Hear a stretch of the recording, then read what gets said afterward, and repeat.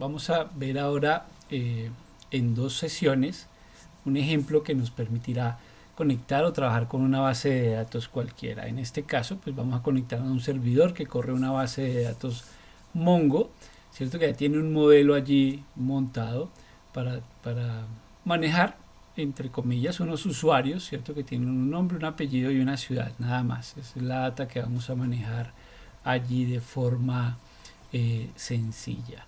Entonces, para esto, en esta primera entrega de este ejercicio, vamos a revisar una clasecita, no, un módulo que creamos que nos permite a través de unas operaciones conectarnos a esta base de datos y hacer unas operaciones al estilo CRUD, es decir, una consulta, una edición, una eliminación y una inserción en la base de datos. Entonces, voy a abrir por acá un segundito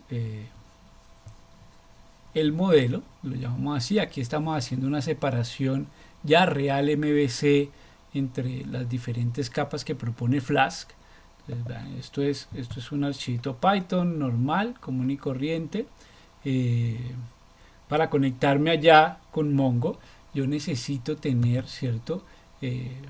Por ejemplo, una librería que se llama PyMongo, que la instalan igual que instalaron Flask. Entonces pip install PyMongo y él la instala. Y necesitamos otra librería, pero ya la viene dentro de las dependencias de PyMongo, que se llama Bison, para poder trabajar con el Object ID, que es el identificador que tiene aquí nuestros registros, nuestros documentos en esa base de datos NoSQL. De resto vamos a conectarnos a un host, en este caso el mismo equipo sobre el que estamos trabajando, que ofrece el servicio de esa base de datos Mongo. Tenemos aquí el puerto por el que se puede conectar uno a Mongo, que es el 27017, puerto por defecto en la instalación del mismo. Definimos unas constantes, entonces mi base de datos se llama capacitación, la colección, ¿cierto?, de estos registros o documentos, como los llama Mongo, se llama usuarios, y armo mi cadena de conexión como cualquier base de datos. Especifico el servicio, // el host y el puerto. Dependiendo de la base de datos, puede ser que me pida de repente un usuario, que me pida cosas por el estilo.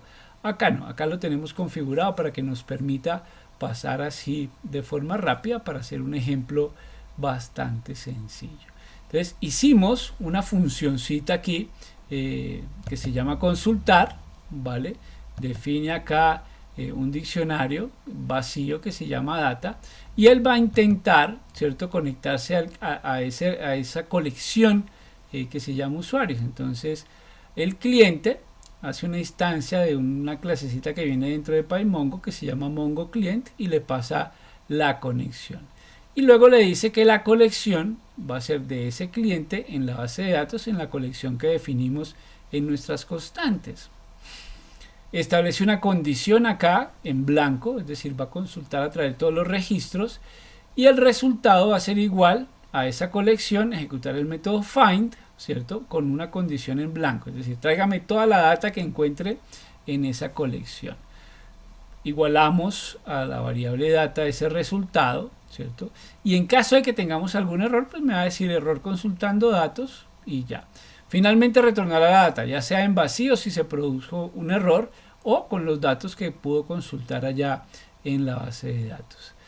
Tenemos por acá una función insertar, funciona de forma similar. Tendremos otra vez el cliente que se conecta de acuerdo a la configuración que se tiene en esa URI connection. Una colección que la carga de ese cliente en la base de datos que especifica nuestras constantes y la colección que especifica nuestras constantes, es decir, en usuarios. Y le digo que voy a insertar, ¿cierto?, una data que recibo. Esta data debe venir seguramente de mis formularios HTML a través de Flask, llegar acá para poderla insertar, ¿cierto? En caso de que se produzca un error, pues dirá allí error insertando datos. Eliminar por ID recibe un identificador de un usuario, y ahorita vamos a ver cuáles son esos identificadores que monta Mongo allí. Tiene un cliente que lo instancia de esa clase Mongo Client, igual que en los ejemplos anteriores, la colección, y establece una condición. En la condición dice que el ID, ¿cierto?, de ese registro va a ser igual a una instancia de Object ID con la variable que recibimos y mandará a borrar uno de esa colección de acuerdo a una condición. ¿Listo? Si hay algún error, pues dirá error borrando datos. ¿Listo? Borrando datos. Vale.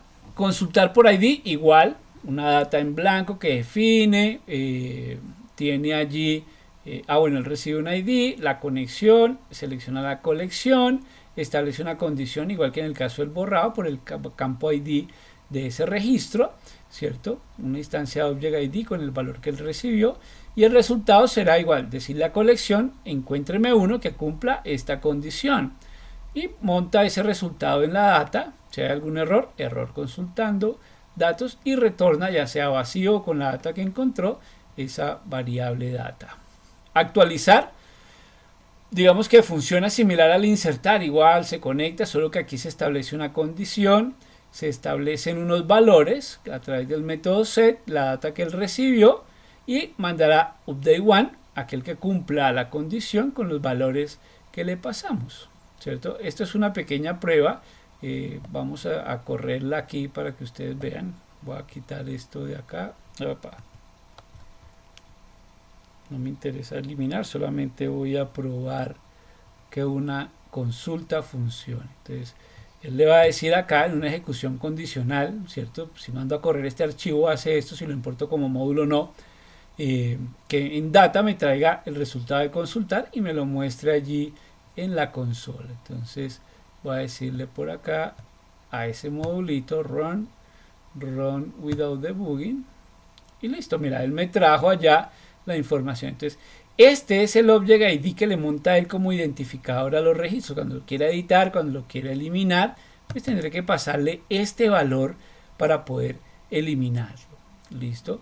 De resto, allí tenemos los campos: nombre, por ejemplo, Tere; apellido Díaz; ciudad Barcelona. Listo. Entonces, es muy sencillita la clase. Si solamente monta, perdón, la clase no, sino el script monta 4 funcioncitas que permiten hacer un CRUD con unos parámetros y no más. Entonces, vamos a empezar a trabajar, ¿cierto?, en nuestro Flask. Previamente hemos definido, así como trabajamos en el ejercicio anterior, unos templates, ¿cierto? Veámoslos por aquí donde están esos templates. Entonces está, por ejemplo, el de inicio, mi index, ¿cierto? Que aquí tiene, ¿cierto?, una barra de navegación a inicio, a listar y agregar. ¿Por qué a editar y eliminar no? Porque el editar y eliminar lo haremos desde la tabla que nos muestre esa data, ¿correcto? Si voy a listar, aquí tendremos la tabla, ¿cierto? Entonces tenemos igual la barra de navegación, pero vean una cosa: cuando él reciba la data, pues va a recibir un grupo de datos. Entonces él lo que va a hacer es, con una anotación, con un tag al estilo Jinja, ¿cierto? Dice for the in data, o sea, va a recorrer un for muy al estilo Python, y para eso lo que va a hacer es montar allí una tablita con los resultados, y va a mostrar el nombre, el apellido y la ciudad de cada uno de estos es decir, cada uno de estos usuarios. Monta un link para eliminar y monta un link para editar, ¿vale? Por eso no lo tenemos en la barra de navegación. ¿Qué más? Tenemos, por ejemplo, aquí el de agregar, que lo que hace es un formulario para poder llevar esa data ya con la acción a la URL de agregar. Y de igual manera tenemos también el otro template. Me falta un template. Ah, no. Eliminar va directo a la operación. Listo, y no más. Listo, entonces vamos a armar la primera parte, que al menos en este ejercicio, en esta primera entrega, nos liste esa información que tenemos nosotros en esa basecita de datos. Entonces me paso yo aquí a mi principal y voy a empezar a editar eso. Entonces igual voy a traer, por ejemplo, acá a decirle from Flask import la clase Flask. Obviamente necesitaremos también, por ejemplo, el render template,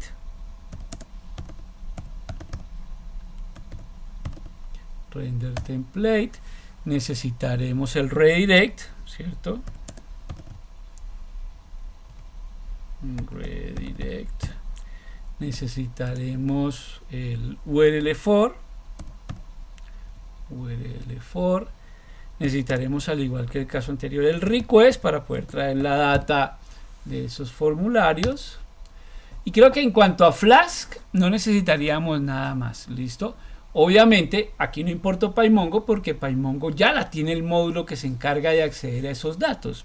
Ahora vamos a agregar acá nuestro modelo. Entonces vamos a decirle from, creo que está en una carpeta models, punto modelo, ¿cierto? Import, tráigame todo lo que tengo yo allí, las funcioncitas que tengo yo allí. ¿Listo? Creo mi ruta aquí, perdón, mi aplicación app es igual a la instancia de Flask, ¿cierto? Igual que hemos hecho en los ejercicios anteriores, y le vamos a pasar aquí el parámetro name de mi script. Name, listo. La ejecución condicional, ¿cierto? If name igual a main, epa, que no es la comilla, a main. Es decir, que este es el script principal que están ejecutando, pues simplemente hacer un app.run, ¿cierto? Y no se les olvide en estos entornos de desarrollo el debug igual a true. Listo, hasta ahí vamos bien. Entonces lo primero que tenemos que hacer es esa ruta de inicio. Por acá vamos a poner el app.route, ¿cierto? No, .route. Y entre las comillitas, pues la ruta. ¿Qué ruta la acabamos a manejar? La ruta del inicio, creo que fue que llamamos, ¿cierto? Entonces, inicio en nuestros templates. De todas maneras, pues chequeemos si tenemos alguna duda, por ejemplo, en cualquiera de estos. Sí, inicio, ir al inicio. Entonces me devuelvo aquí a mi principal. Y acá en principal, entonces voy a definir la función inicio. Def inicio. Acuérdense que esto me interesa solamente como por mostrar allí los links. ¿Listo? Los links de nuestro sitio. Y aquí lo que haremos es un return render template. Y ponemos el nombre de nuestro template. ¿Cuál es? Entonces, este que tenemos nosotros acá, que se llama index.html. Este es el que necesitamos nosotros renderizar desde allí. Entonces, aquí tendremos index.html. Vamos a probar las cosas hasta allí. ¿Listo? Vamos a probar las cosas hasta allí. Guardamos. Mandamos a ejecutar. Listo, al parecer no hay errores, no tuvo problemas con la importación ni nada por el estilo. Por ahora nuestra aplicacioncita Flask pues no ha hecho nada aún, ¿cierto? Me voy por acá.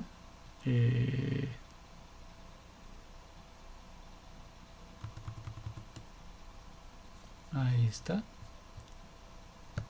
Dijimos que el contexto era inicio, ¿cierto? Entonces vamos a inicio. Enter. Entonces mira, acceso a datos y solamente me monta allí, ir a inicio, lista de datos y agregar datos. Obviamente si yo le doy aquí, pues me redirecciona a esta misma página, pero si le doy alguna de estas me va a decir que no encuentra porque las rutas todavía no se han creado. ¿Listo? Entonces vamos a crear por ejemplo la de lista de usuarios, que es la de listar. ¿Listo? Nos pasamos nuevamente a nuestro código y allí vamos a crear esa ruta para listar, ¿vale? Vamos a ver si por ejemplo los templates ya están bien diseñados o llegamos a tener algún problema por aquí. Por lo menos el otro, el anterior, no. Entonces app, nuestro decorador, ¿cierto? .route.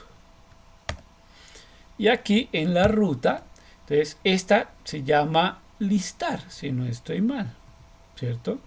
Entonces por aquí listar no recibe ninguna variable como tal. Creamos nuestra función listar, ¿cierto?